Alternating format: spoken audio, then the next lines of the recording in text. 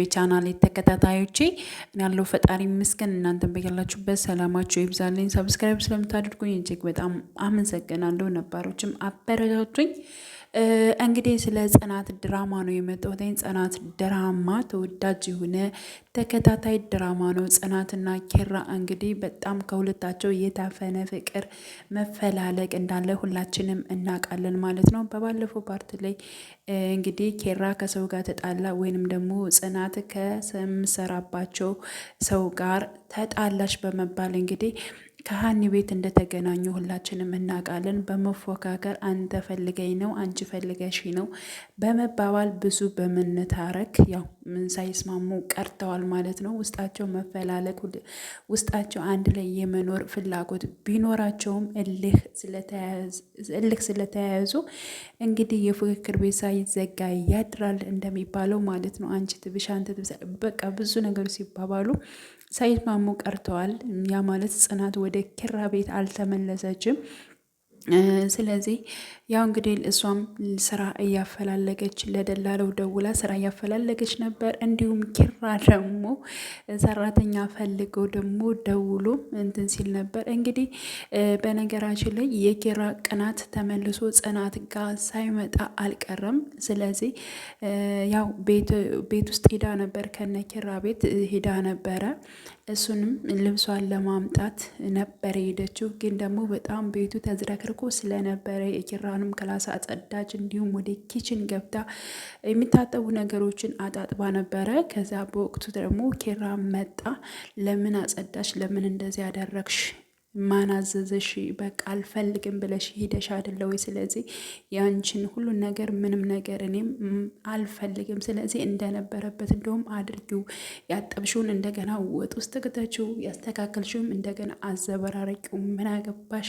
እንኳን ከተዘበራረቅ አልጋ አይደለም ለምን ኮርኒስ እኔ አልተኛም፣ አንቺ ምን አገባሽ? በማለት እንደውም የተለያዩ ቃላቶች ሲናገር ነበረ ኪራ።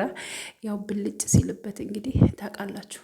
እና አስቸጋሪ ነው። ጽናትም እኮ አሁን ላይ እሻ ለማለቷ እኔ ምንም አይገርመኝም። ዝም ብሎ ብልጭ ይልበታል ማለት ነው። ስለዚህ ኪራ ደግሞ ያው ነገሮችን እንትን ብሎ ለራሱ ማድረግ ሲችል በተለያዩ ነገሮችን ልክ እንደሷ እልህ ይዞት ነው ማለት ነው።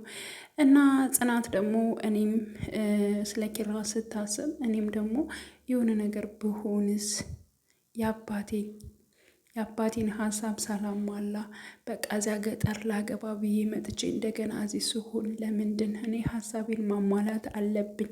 እንደዚህ መሆን የለብሽም ጽናት፣ ወደ ራስሽ ተመለሽ በማለት እንግዲህ ራሷን እንትን እያለች ነው ማለት ነው። በነገራችን ላይ ወደ የኪራ እናት ደውላ ልክ ኪራን ለማገናኘት ወደ ኪራ ገብታ ነበረ እና ያው እንዳልተለያዩ አብረው እንደሆኑ ብቻ ግን የእነሱን መለያየት ማዘሯ አላወቀችም ማለት ነው። ስለዚህ በቃ አናግሬያለሁ ሂጂ ውጪ በማለት እንግዲህ ኪራ ተናግሯታል። እሱ ምንድን ነው በቃ ለምንድን ነው እኔን ቢያንስ ብትዋሽኝ አንቺ ራሽን ለምን ትዋሽዋለሽ ብሏት ነበረ። ኪራ ማለት እንደምትወደው እንደምታፈቅረው ፍላጎት እንዳላት እንግዲህ እሱ አቃል።